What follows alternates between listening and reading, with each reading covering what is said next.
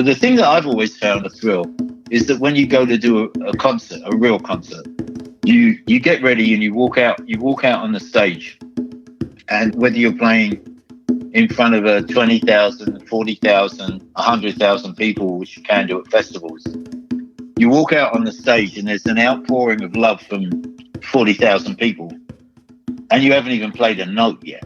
And when you feel that coming at you, it just seems like I really want to do the best for them. I want them to have a good time. It doesn't become about me. It becomes about them, about the audience, about the fans. Hi, it's Steph, and that was the voice of Steve FERRONE. Steve is perhaps best known as being the drummer for 25 years in the band Tom Petty and the Heartbreakers.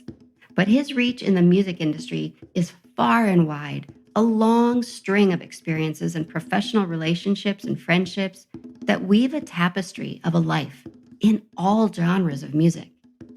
What's really cool is he shares lessons learned not only through music, but as a byproduct of that lifestyle. Stay until the end to hear his very thoughtful advice and how it's important to always look for the solutions.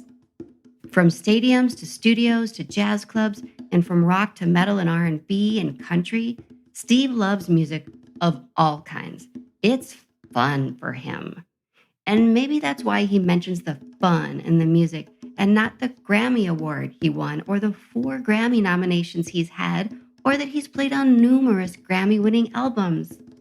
He followed a calling that tapped its way to the surface, as in tap dancing, in him when he was just a small boy of 3 years old, growing up in Brighton, England. His passion led him from there to Italy and France to the US, and subsequently all around the world.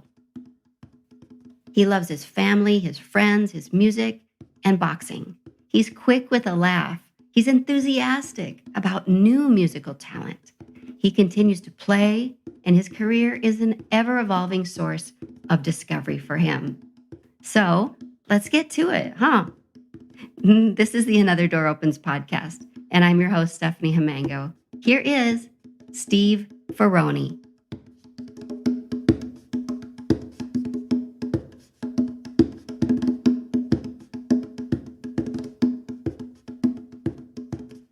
I'm a little deaf anyways, you have to excuse me. I'm probably going to be saying I'm sorry a lot. It's okay. Are you in a good spot where you can hear and where it's going to be relatively quiet there? Yes, I am. You'll probably hear some water. I do hear water. Yeah, that's my turtle tank. That's your what? My turtle tank. Turtle tank. Okay. Yeah, I got turtles. I got 2 turtles. Annie and Charlie.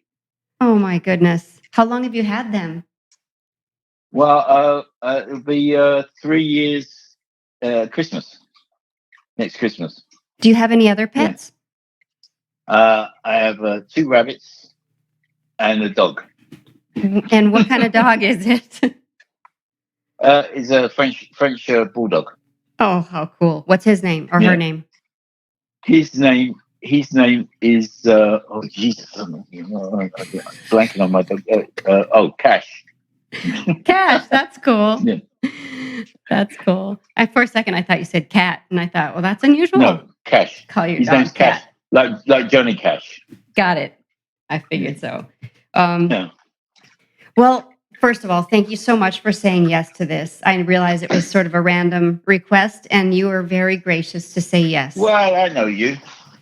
Yep. So I think it'll be fun. I want to drop a bunch of names of people you've played with in case any of the listeners don't know. But as a hugely prolific drummer, your work is so diverse, recording both as a band member and session musician with Tom Petty and the Heartbreakers for 25 years? Yeah. Actually, it's still ongoing. Yeah. I'm disc jockey. Yes. I want to get into that too. Yeah. Average White Band, what about 10 years? Average White Band, yeah. 10 years, yeah. And Eric Clapton, about 10 years. Duran, Shaka Khan, Duran, yeah. George Harrison, Aretha Franklin, Diana Ross, Bee Gees, Michael Jackson, Dire Straits, Paul Simon, Jaco Pastorius, Keb Yeah. Mo, Johnny Yeah. Cash, Leanne Yeah. Rimes, the Yeah. Saturday Night Live house band, That's right. Steve Winwood, That's right. and many more. Yeah. Christine McVie. There you go. Christine McVie, an English singer-songwriter and keyboardist, best known as one of the 3 lead vocalists and keyboardists of Fleetwood Mac.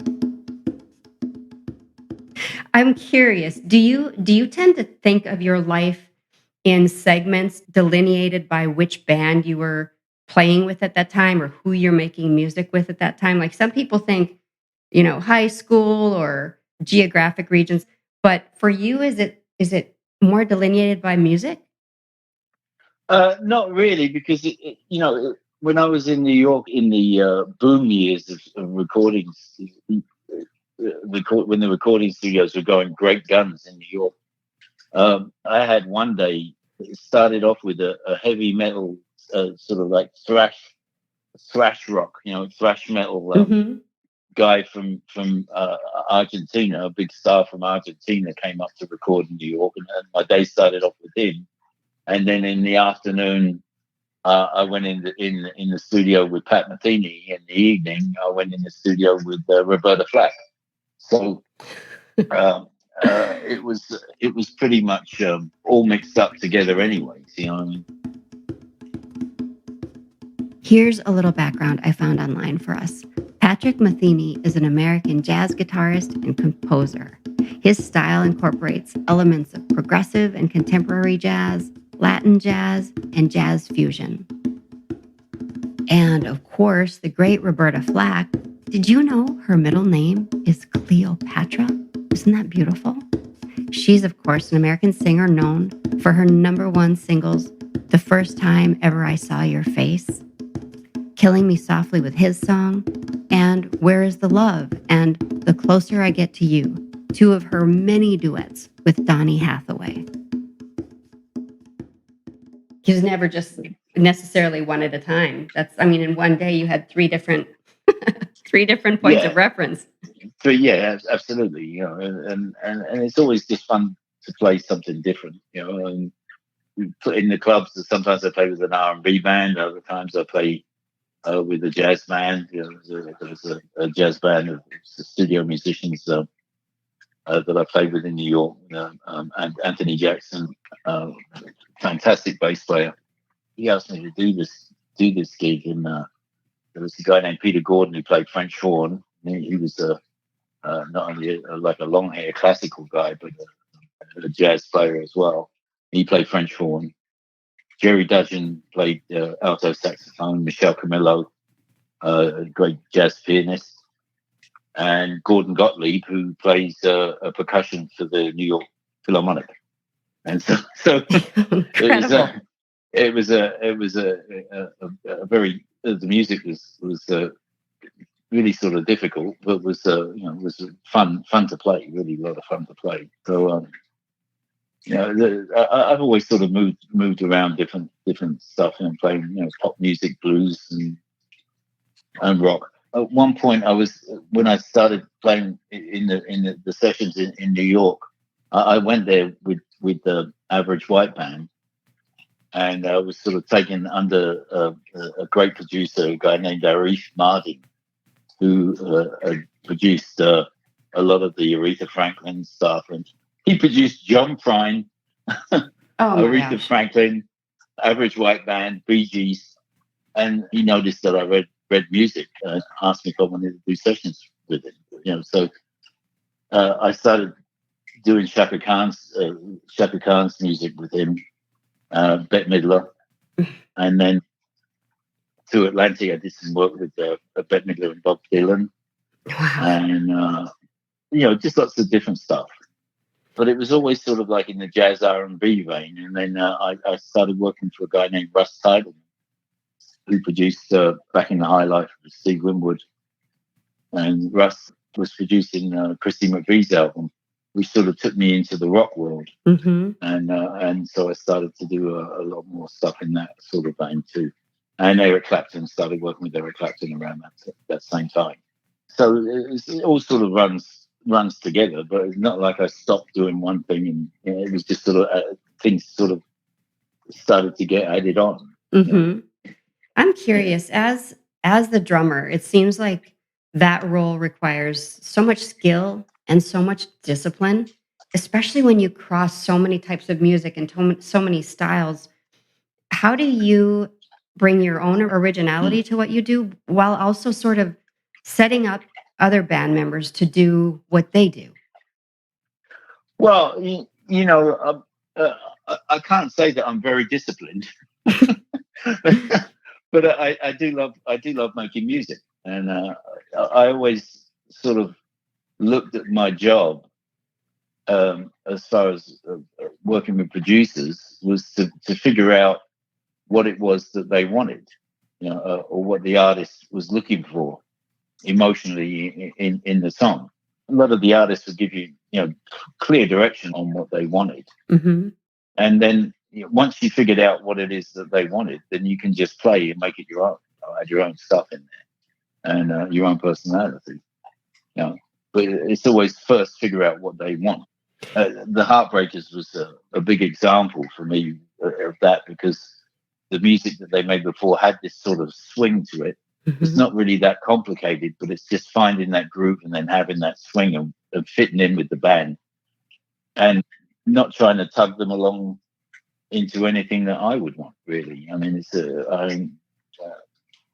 I think that having the humility to figure out what they want first is really sort of the key.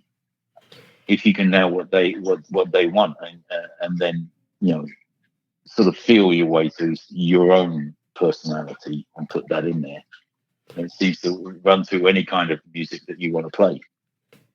And I heard you talking about something online about the fact that once you know that, you're able to kind of tee up other musicians in the band to shine. Can you talk about that?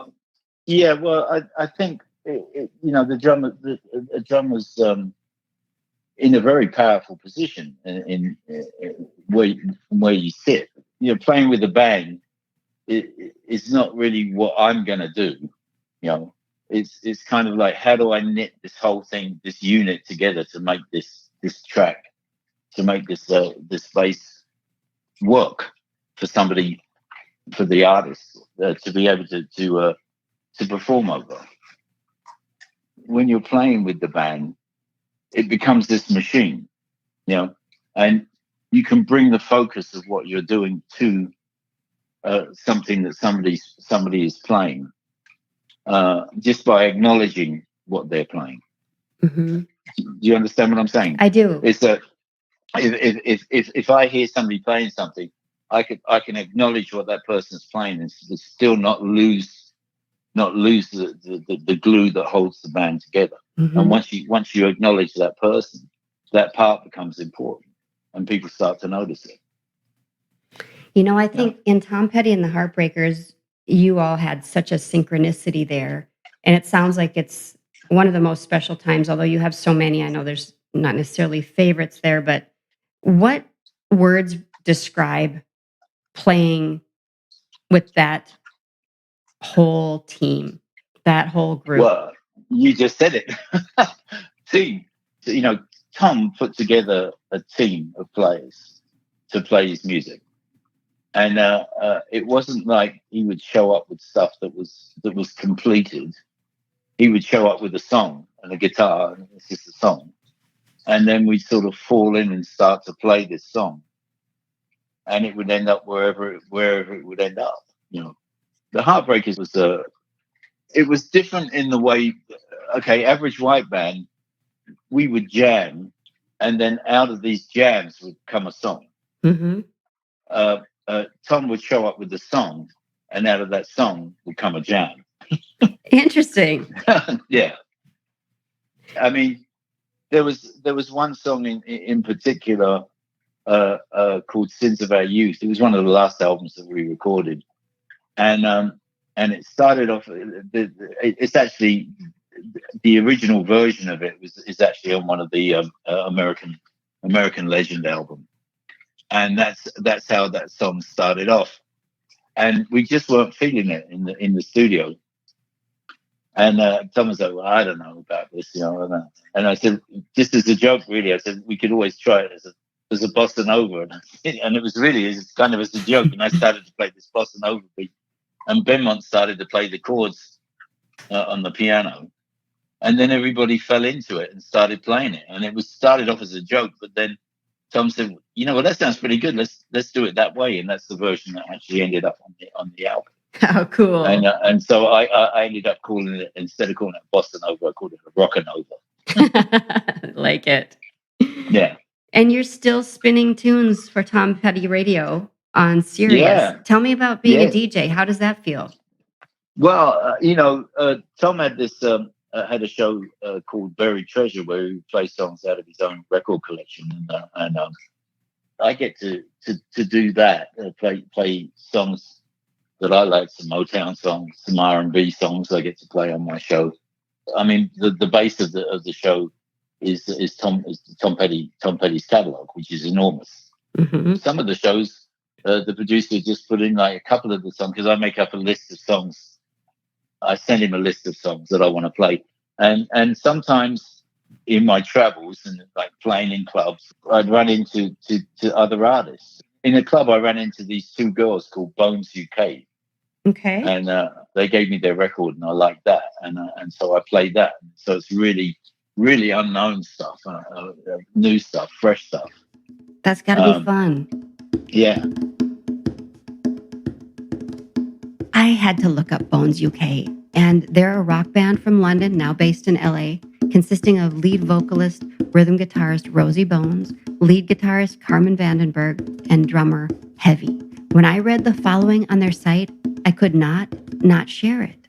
It says, "We want our music to empower you, to make you feel like you've found your home, your gang, your army. We want to help you get out of bed in the morning, to be proud of every scar or beautiful imperfection on or inside your body. We want you to help other people get out of bed in the morning, to make sure you and everyone you pass in the street knows that they are a bad arse," their words, "just the way they are, and that none of us ever need to try to be or look like anyone else but us." Cool, right? And sometimes I play. People send me different mixes of songs that they've done. Artists send me a different mix of something, and so I can play that on the show. So I play some things that people that haven't heard before and may not ever hear again somewhere. And so I can mix that in with the old stuff that I know, plus Tom Petty's extensive catalog. I like to keep the show fresh. I really like to get new artists. Very cool. Yeah, I really enjoy it because being able to play lots of different kinds of music. I'm sort of a bit sentimental.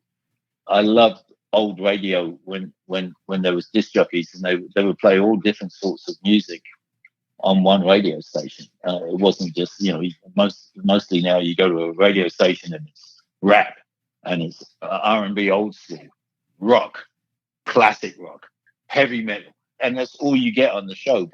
Music is so eclectic. A good player in any genre of music is for me is a thrill to listen to. So anybody who's playing, who's saying something musically, I like to play. And the new guy show is enjoying some sort of success with that, and I'm making really good, a lot of really good friends for musicians that is music that I'm playing. Fun. It's almost like a composite of that day you described right at the beginning of the interview. Absolutely. I mean, sometimes I just sit around with friends and that aren't in the business, and they start talking about Hank Williams or Hank Williams song. One friend of mine talked about a song called Seven Spanish Angels, and he said, man, you've got to listen to that. Beautiful song. It's a great song. And I didn't realize that it was Ray Charles and Willie Nelson. Yeah. And so that fit perfectly into, because I play Ray Charles on my show, and I play Willie Nelson, but then doing a song together that I'd never heard of it. I was talking with somebody about that the other day, about how musicians sort of run in different circles. I have some very old friends that I haven't spoken to in years, but we played together, and then they sort of gone off and done move in another circle to what I'm moving in. The Heartbreakers never speak all the time. Probably I speak to Ben more than I speak to anybody else in the band. Benmont Tench is a founding member and keyboard player in Tom Petty and the Heartbreakers. And as many of you know, the world lost Tom Petty in 2017. But his music lives on through his bandmates and his fans. But there's a camaraderie in that band. You know, when the phone rings and I see it's one of the Heartbreakers, I answer it. And we talk, and sometimes we play. Sometimes it's about playing. Sometimes it's just to see how we are. But when that band gets together and plays, it doesn't take but like a couple of bars to blow off the cobwebs. And then Tom always used to say, when we'd start rehearsal for something, we hadn't been together since the last tour that we had done. And we get in and we jam a song, and at the end of that song, Tom would say, "Sounds just like him," and then we get to work. I had heard something about. Okay, so Tom Petty and the Heartbreakers, you guys playing at the 2008 Super Bowl halftime show, and am I correct that you have a sort of a ritual that you do before you play? And that particular night, something very special happened. Can you tell that story? Yeah, sure. Well, my mother passed away 2 weeks before we started rehearsal. She'd been sick since November of 2007. She had a stroke, and she was going downhill. But she was 83 years old, and I got to spend November through January with her before I had to come back and start rehearsal for the Super Bowl. And when I left her, I was like, "Well, yeah, Ma, I got to go. I'm going to come back in. I'll be back in a few weeks." I said, "But if you have to go somewhere, then don't let me stop you. I love you." And that was our last conversation. She said she loved me. I kissed her goodbye. So she passed away, and my cousin took care of her cremation and some services. I couldn't get back for that, and I was going to go and pick up her ashes after the Super Bowl. Anyway, so we had all this rehearsal. We had to put together the show, and it was all set to a timeline. We had a certain amount of time, and there was the sort of editing of songs we had to do that we basically played along with, and with the click, and so that everything would slot into this restricted timeline that we had. Because time is money on the Super Bowl. I think you think about what people pay for an ad, right? So we had to we rehearsed and got this thing down to what it was. And I don't really get nervous. I've always been of this opinion that if anyone out there could do what I do better than what I'm doing up here, I'd be out there watching them do it. So there'd be like a huge band on the stage, and I'd be in the audience. So I don't really get nervous. But people started talking about there's going to be 1 billion people watching this. I think it's because the two teams were sort of in a special sort of position. Each of these teams were going at it. Those teams were the New York Giants and the New England Patriots. The Giants won 17-14. I don't really know too much about football, American football. It's okay. I'm kind of an English, European football, or the rest of the world football sort of a guy, really. Myself, what they like to call soccer. Right. So we get to the venue in Phoenix, and the atmosphere is electric, and it comes down to showtime, and I kept hearing yells, "1 billion people watching the show, 1 billion people," and I wasn't really that concerned about it. But then all of a sudden, I started to get in. If I screw this up, then there's going to be a lot of people see me screw up. And maybe you got a little nervous. And I started to get a little nervous. I started to get a little butterfly. So always before I play, we play, sports arenas. So there's all the showers are there. You go this like 8-foot showers for basketball players and stuff.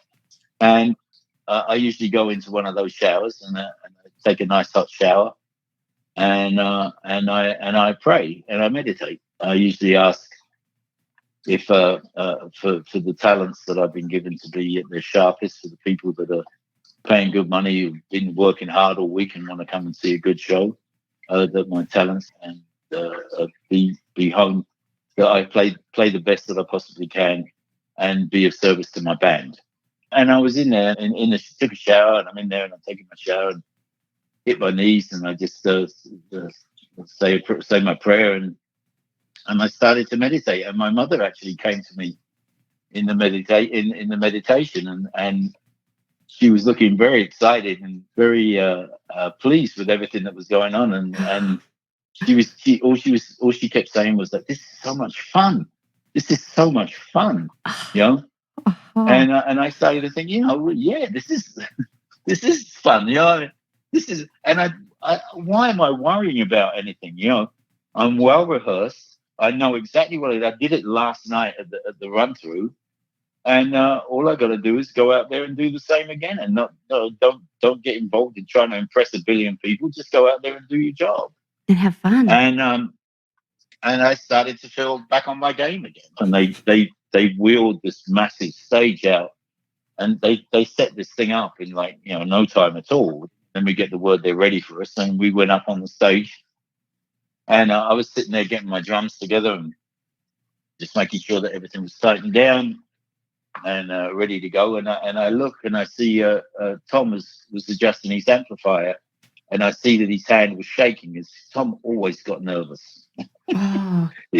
Every show he was nervous, but this one his hand was shaking a little bit more than usual. Oh. And so I said, "Hey, Tom," and he gives looked at me a little bit annoyed, like, "What does he want? What's wrong now?" And I said to him, I said, "This is fun. This is really fun." And he looked at me and he said, "You know what? You're right." And at that point, I got the cue in the headset. Okay, we're getting ready to go now. And then I started to get the countdown, and off we went. You can see the result on YouTube. I just think that is the coolest story. Your mom helped you, and she also helped Tom through you. Absolutely. She was so excited when she sort of came into my head there for that second. She was just like, "This is just amazing. It was just so much fun." She didn't know anything about American football, but the electricity in that stadium was, I don't know if you've ever been to a Super Bowl, but I've been to one. It's pretty magic in there, isn't it? It's pretty electric atmosphere. It's like going to a championship fight or something. I remember I saw Muhammad Ali fight Ken Norton at the Yankee Stadium. I was there for that, and that was the magic. When he walked out, it was kind of like he was glowing. Wow. Yeah. To your point earlier, none of us knows how it feels to be up there on the stage behind the drum set with the band in front of you and tens of thousands of people, millions if you count the television audience out there. Describe that experience of what happens when you're ready, when you get that message in your ear that it's time to play. Well, at that point, it's just down to business, really. I know what I have to do. I knew what the plan was, and all I had to do was just stick to it. But what I've always found is that the thrill, that was one scenario, and that was a unique scenario. But the thing that I've always found a thrill is that when you go to do a concert, a real concert, not just a special thing like that, you get ready and you walk out on the stage, and whether you're playing in front of 20,000, 40,000, 100,000 people, which you can do at festivals, you walk out on the stage and there's an outpouring of love from 40,000 people, and you haven't even played a note yet. And when Powerful. when you feel that coming at you, it just seems like I really want to do the best for them. I want them to have a good time. It doesn't become about me. It becomes about them, about the audience, about the fans. And that is the thing that's always impressed me, is that they want you to succeed so much when you walk out there. That there's this wave of love that comes at you, that's energizing. That just makes you tingle. You know? Incredible. I love that you use the word love, that's the front of mind word that comes when you think of what you felt. You say it's energizing, but you referred to it as love first. I just think that is so Yes. amazing. And those group settings just lend themselves to that. But to have your point of view that you actually do genuinely feel that people are pulling for you up there, what a cool notion. Really. Yeah. It's really special feeling. It's I consider myself very blessed to be able to have that. I've had that experience on numerous occasions. Some people get it once. It's been a big part of my life with a number of different bands. Like with Petty, all I'd have to do was count off, won't back down. I just go 1, 2, 1, 2, 3, 4, boom, boom, and the place would just the first note. Everybody knew what it was, and there was this roar. They were waiting for it. They wanted that.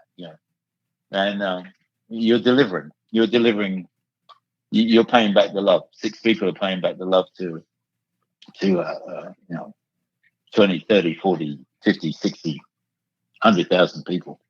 It's really, really fantastic feeling. If there was an artist, living or dead, who you could play with but haven't or didn't get to, who would that be? Ooh, wow. Living or dead?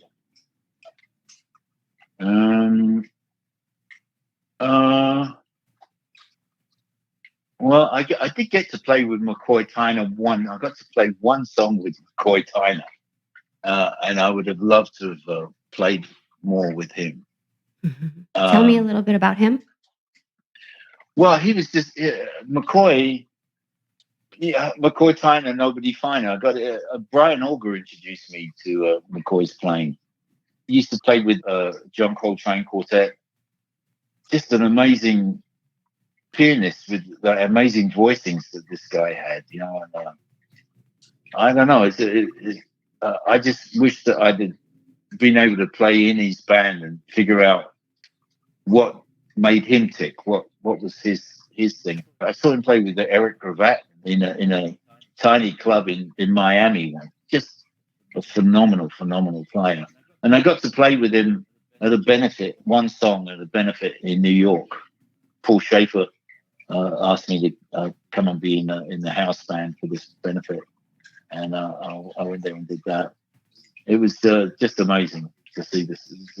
He was just an amazing player. I would have loved to have got inside of his music a little bit, played with him some more. That would have been fantastic. Living, there's a guy that I've always wanted to play with, but never had the opportunity to do it yet, and that's Flea. Flea is best known as a founding member and bassist of the Red Hot Chili Peppers. Our paths have never crossed, but I've heard him play on a few records, and I thought, man, he's kind of an interesting player. I'd like to play with him. I'd like to play with him a little bit, because bass and drums are so they're the bottom end of the rhythm section, of the glue of a rhythm section for a band, and I just like the way that he plays. I'd like to do that. Yeah, I'd like to play with him. Are there a few people who you think have been your biggest or strongest influences in your artistic growth, your own artistic growth?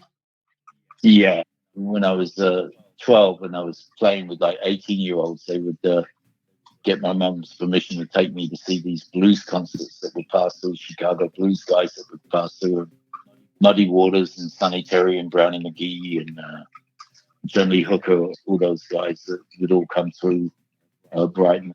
I'd go and see them play. And then Motown came along, and I started to listen to Benny Benjamin and James Jameson and all those guys that worked in the Snake Pit in Detroit. All the music that came out of there, Stax, Otis Redding. I got to meet Willie Mitchell.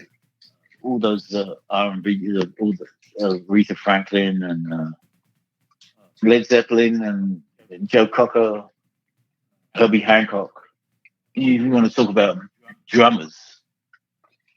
Bernard Purdie was an enormous influence. Ringo Starr was an enormous influence in the beginning. Charlie Watts. I was, I started listening to Charlie Watts and Ringo Starr, and then I heard Bernard Purdie. The way he played syncopation, I'd never heard anything like that. James Brown, his rhythm section was just incredible. When I saw him playing a tent in the south of France when I was there.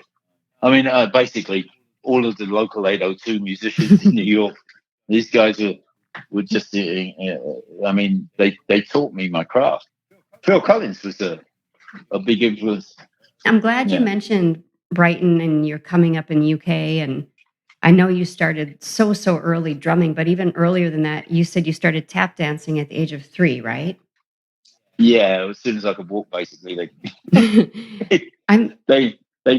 figured out that, because I used to sit in a high chair being fed my food, and I'd have my spoon, and the radio would be on, and some music would be on there, and I'd start banging the spoon in time with the music on the radio. So my parents, my grandmother said, "Oh, we got to do something with him." She was a big Gene Kelly and Fred Astaire fan. Mm-hmm. And so she sent me to tap dancing lessons, which taught me a lot about song construction and syncopation within a song. Sure. And how did that influence your drumming? Well, when I listen to a song, when somebody sends me a song, I don't listen to the drumming per se. Right? I don't listen to what the drummer is playing. I listen to the whole song.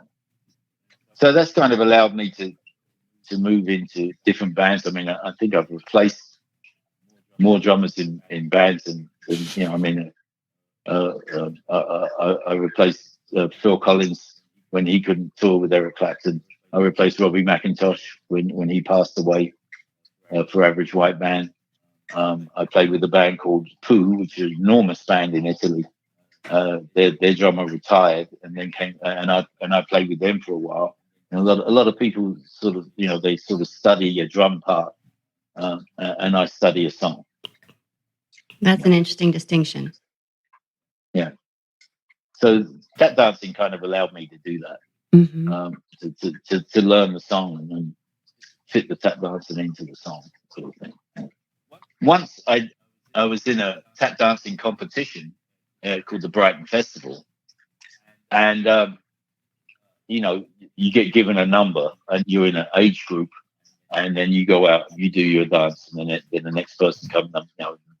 And I went out and started my dance, and the teacher would always stand next to the accompanist. There was a pianist that would play your music for you, and each dance teacher had their own pianist. You go and you do your dance, and they'd stand at the side and watch you. I got about 4 bars into the dance because it's a set routine, and I forgot it, and I forgot what came next. So I ad-libbed. Love it. I knew the song. I knew how to move and use space. I knew how to syncopate with the music that was being played. And every time I went over the stage and I got near the teacher, she would sort of say through her teeth, "Stop," and ask them if you can start again. And I refused to stop. I just kept going. And and I won. You won through improv. I love it. I won through improv, and not only did I win my age group, but I got the highest points of any age group. And that meant that I had to go back on the Saturday night, and they had a concert. So I had to go back and redo my dance at the Cup Winners concert. And when I started the dance at the Cup Winners concert, I remembered everything. So if the judges were sitting there, they were probably looking, saying, "That isn't what he did." This is a It's a different yeah. dance. Yeah. Oh my gosh, that's a great lesson about just, carve your own path and it will work out. Just just keep going. Don't stop. That is brilliant. I met you through boxing, and I want to know, Yeah. how long has boxing been part of your life? I used to box at school. Box, we used to get in and just sort of scrap. They never really taught us how to box. We just sort of go in there and start punching each other. Oh, And no. Was that boxing or street fighting? no, it was well. We'd had gloves on, Okay. Okay. and we weren't allowed to kick. So there were rules. Yeah, but my friend Alan, my friend Alan, he said, "Oh, you got to come down and work out the wild card. You'll love it down there." And I went down there and met all those characters down there, and I just used to love to go down there and work out. Always loved the sport. It's nothing like going and seeing a good fight. It's just incredible. So that started for you in UK, and that continued for you over here. Yeah, yeah. I had a local champion in my family, Teddy Harmon. Did you ever see him fight in real life? No, I was too little. If anything went wrong in the street, it was always like, "Go get Uncle Ted." And everybody Uncle split. Ted would go. Uncle Ted would come and sort it out. Incredible.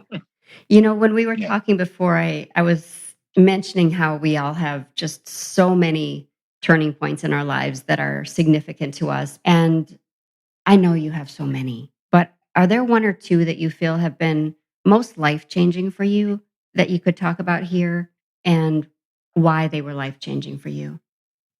Yeah, well, I think there was two major turning points. One of them was I left school at 15. Basically, when they started to ask me what I wanted to do when I left school, I told them I wanted to play the drums, and they told me that it wasn't a real job and that I couldn't do that. And I said, well, Ringo Starr did it. I said, right, that's Ringo Starr. That's you can't do that stuff. And so I went on strike and from school and just basically started playing. At 15, And you were done. and that was Mhm. that was I knew that was what I wanted to do. I remember a little bit later on from that, when I was 21, I spent 3 years in Italy and 3 years in France, and just basically playing in clubs and picking up girls and just having a good old time as a teenager. Mhm. And then it was sort of, okay, I'm 21 now. I've got to really sort of do something with my life. I was working with a band that were professional musicians. These guys knew how to read music. They taught me a lot of stuff. They were a French band called the Piranhas. I was thinking about maybe going back home and going back to school and learning about computers, and that seemed interesting to me. Mhm.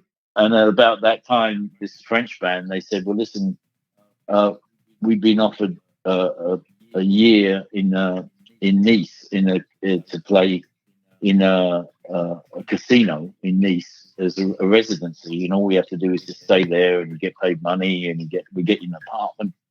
And I said, "Well, could I get in a music school?" And they said, "Yeah, we'll get you in a music school." And then they did that, so that sort of made me make my decision, instead of becoming the next Bill Gates, to become the next Steve Ferrone. That's the next. What a good choice you made.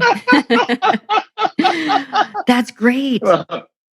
So I did that, and then when I was 43 years old, of course, I got involved with a lot of heavy drinking back in those days, which didn't seem so heavy at the time, and drugs and stuff, and that were around the music business through the 60s and 70s. And when I was 43 years old in 1993, I decided to get sober. And I started to do that. I floundered around at that for a bit, but today I have 27 years sober, Wow. and that's been a big change in my life, and the way that I look at life, and the way that I appreciate life, and so I'm truly grateful to be given the 27 years of sobriety that I have, and I don't know I don't know if I would have lived this long had I continued down the road that I was on. Hmm. But I don't know. It seems to me, people have said to me that I've led a charm life, and that things always seem to have a way of working out for me. And I kind of look at it as that I've had this I've been given this blessed life. I have a huge family. And I have 9 grandchildren. I have 4 children, 9 grandchildren, Hmm. and they all love me now. And Mm. I don't know. I see people worrying about a lot of different things, and but especially nowadays that people don't have any control over. Right. But in reality, there's nothing really to worry about, except really being kind and considerate to each other. You know, that's a that's one of the things that I love about boxing. You see guys get in there and they're wailing each other, and then when the fight's finished, and all the talk and all the stuff that goes on beforehand, as soon as that fight is finished, they hug on each other and they say well done, Yeah. and they have a respect for each other. Such a great message these days, especially. Yes, exactly. And I think that the more that we do that and care about each other, the better this world will be. You know? And once we start doing that, I know there's a lot of people who think that they have to bash their way through life, but that doesn't really work. It's not the way that it happens. You know? What is your advice to somebody who is in their early days of sobriety? uh, don't trust yourself. Don't trust. Don't trust what you think you know. I had a therapist before I got sober. I had a therapist trying to figure out why the world was doing to me what it was doing to me. And this was before I went there about 2 years before I thought about stopping drinking. And the reason I stopped drinking was because there wasn't any fun in it anymore. I mean, there was a time when I could, trouble was around, all this stuff was going on that I didn't like, and I could just get loaded and go out and forget about it. And pretty soon, what happened was that the trouble got so big I couldn't get enough booze or substance inside of me to make me not look at the mess that was my life. And I was going to this therapist and talking to a therapist about trying to figure out why the world was doing to me why it was doing. I never once brought up the fact that I was a drinker and a drug user. And finally, what happened was that it was so not fun trying to get high because that wouldn't happen anymore. I decided to stop, and I started to go crazy. And a friend of mine, a good friend of mine, and I'd worked with him, and we'd actually used to drink and carouse together. He called me up and came to New York. When I told him what was going on with me, he suggested that I started to go to a program, and I didn't want to do that. Mhm. And he said, "Oh, he just got on the plane and came to New York and said, look, let's just go to one of these meetings." And the only reason that I went was out of the goodness of my heart because he'd come all the way from Oh. Austin, Texas. Just Mhm. and I went there, and there was a connection that was made with Hmm. talking to people in this program, and so I went back to the therapist and I told him what I was doing, and he said to me, "That's fantastic." He said, "I wondered if something like that was going on. Um, you're going to learn a lot of things about yourself that you didn't know." And my thinking at the time was, "What's he talking about? Mhm. I was here for everything. I know everything about me. What are you talking about me? I want to learn about other people so that I can fix them." You know, and I came to find out that there was a lot of stuff about myself that I didn't know. So just keep an open mind and do the things what they tell you to do that seem so ridiculous. It was like I got to go to court and I got to go through these problems and they're going to do this to me, they're going to do that to me, and they say, yeah, yeah, sure, sure. Wash the coffee cups. What? Wash the coffee cups, and after you've done that, pick up the cigarette butts outside. Listen, I came here to find out how to. Yeah. We understand, and they're going to do this to me. They're going to, yeah. Wash the coffee, and I just say, okay, I'll wash the damn coffee cups, and I'll pick up the cigarette butts.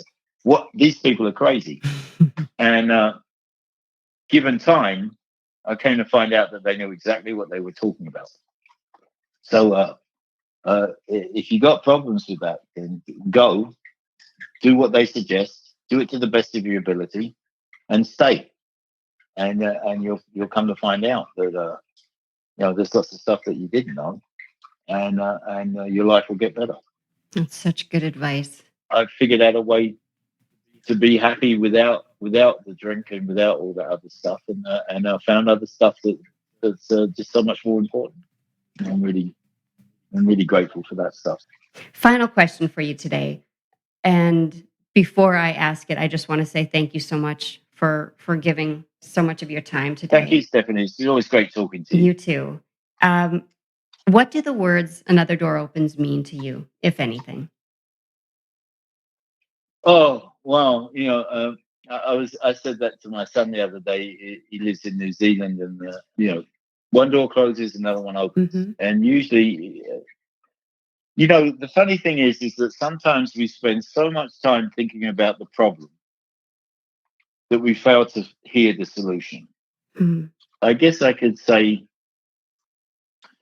the experience that I had with that, and I can use this whole alcoholism thing. With the trouble that I got into financially with my problems was pretty significant, and I was draining the bottom of my bank account at one point. I was bouncing off the bottom of my bank account, and I went off.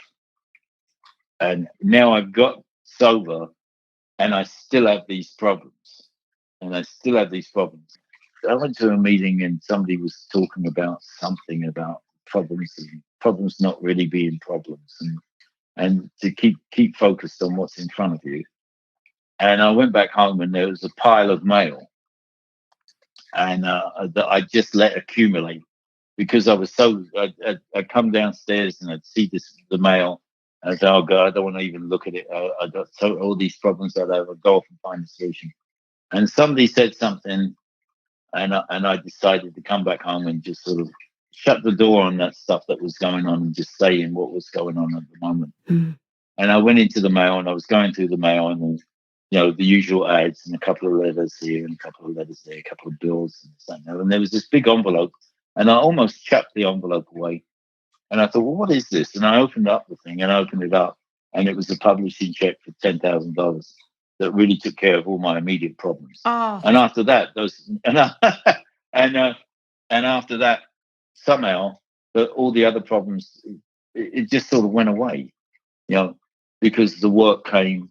And so, when you're in a place of fear, it's a good thing to like shut the door on that and open up the door to the solution. And then, a few years on, you'll look back and you say, what was I so scared about? That all sort of fixed itself. What a great lesson, just to be able to look at the things that are are fearful. Stay with what you got in front of you. You spend so much time worrying about what might happen, and what has happened you can't do anything about, and what might happen you don't know, and you might miss it. You might miss it by worrying about what you think might happen. You'll miss the solution, And so, close the door on that stuff. When that door closes, another one will open, and you stay in the present, and things just have a way of arranging themselves. And I know that there's a lot of people out there these days with what's going on. The solution's there for all of us, and stop looking at the problem. Problem's going to be there. That's going to happen anyways. What's the solution? The solution will be put right in front of you, and hopefully, what you heard today about caring about each other, that might be a good place to start. That is such a hopeful note to end on. Steve FERRONE, you rock. Tiffany, Amanda, so do you. Thank you so much for asking me to do this. I really appreciate it. Thank you.